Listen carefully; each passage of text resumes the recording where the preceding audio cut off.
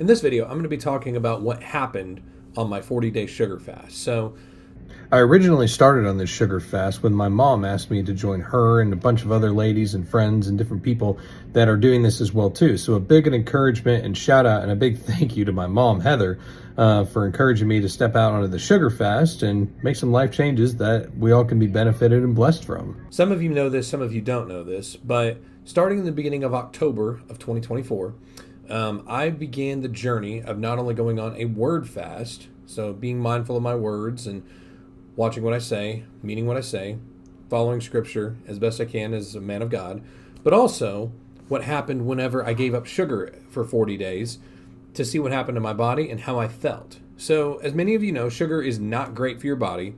It can lead to a lot of inflammation. It technically can feed cancer and among a bunch of other things.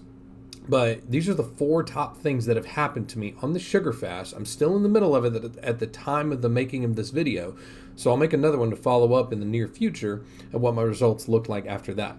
But this is now day 25 on my sugar fast. And here are the 4 things that happened. So the first thing that happened within the first week, okay?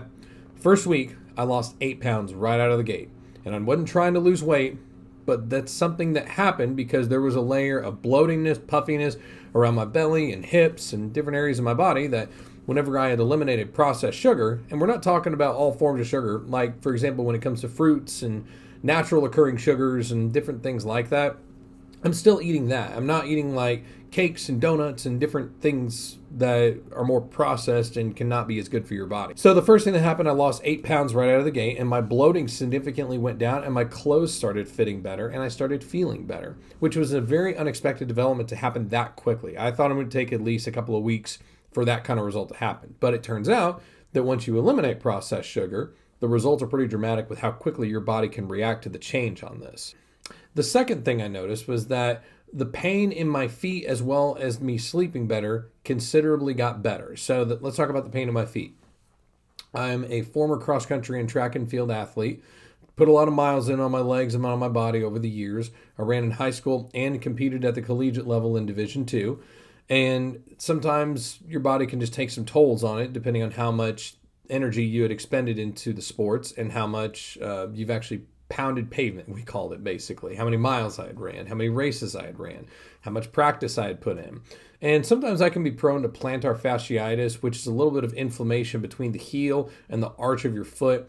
And sometimes that gets a little irritated for me. And sometimes it's at nighttime it would hurt, and then the next morning it would be worse when I got up. But once I eliminated sugar, my plantar fasciitis got significantly better, and I started feeling a lot better, and I felt like I could walk a lot easier, basically. And the sleeping better at night happened as a result of cutting out processed sugar. So sometimes I felt like the sugar would mess with my sleep rhythm at nighttime, and I wouldn't be sleeping the greatest, and I'd be crabby the next day or need excess coffee, doing a number on my kidneys if I had way too much sugar and coffee, basically, to filter all that out.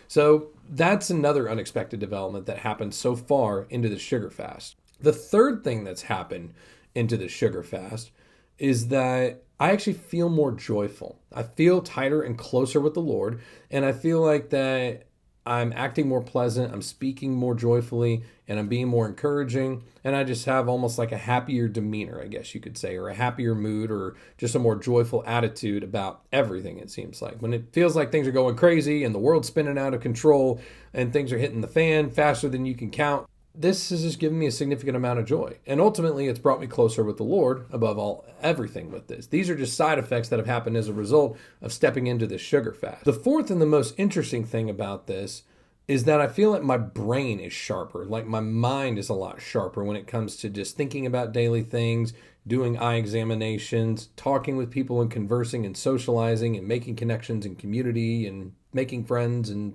different things like that.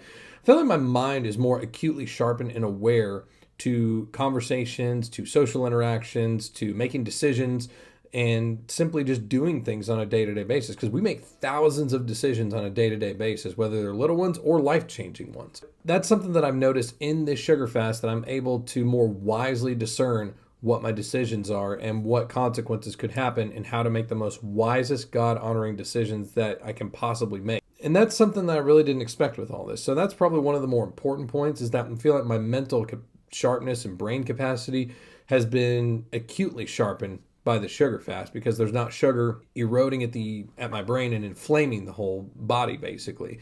Because sugar and inflammation go hand in hand. A lot of inflammation in their bodies and in their eyes, which can lead to dryness and a whole bunch of other issues of the eyes, basically, which inflammation is a big marker of a lot of systemic conditions that are impacting a lot of people.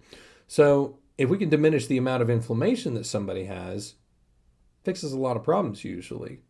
And the body can take care of itself pretty availably and readily well when it's not jammed up and constipated with too much inflammation that the cells can't communicate with one another what needs to happen inside the body.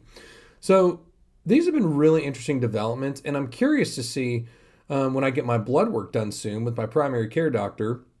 I'll make a follow-up video about that for how my blood work and cholesterol and triglycerides and different things have been doing with that.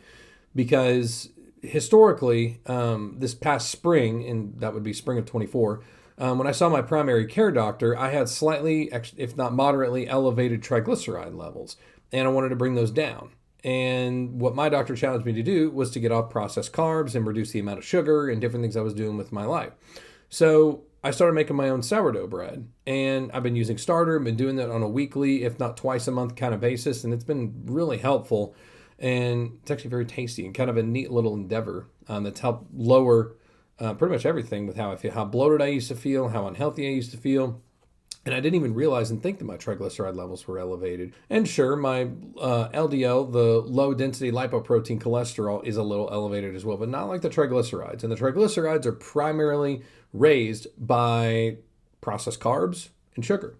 So next time I get my blood work done, I'll do a follow-up video to share with you the results and findings from the lifestyle changes I've made to bring those numbers down and be healthier and have a more sharp, acute mental awareness about what's going on with my life.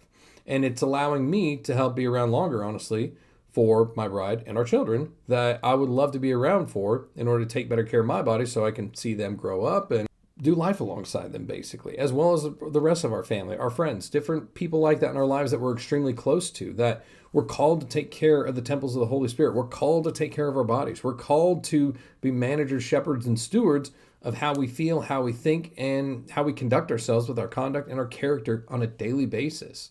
So look for that follow-up video. Be sure to give this video a thumbs up, subscribe to the channel, and tap the bell for notifications, and to watch for that follow-up video as well as just learning more about your eyes and for future eye health education videos that I'll continue to post along this YouTube channel. So hope you like this. I'm Dr. Bryce Heffington, and I'll see you next time.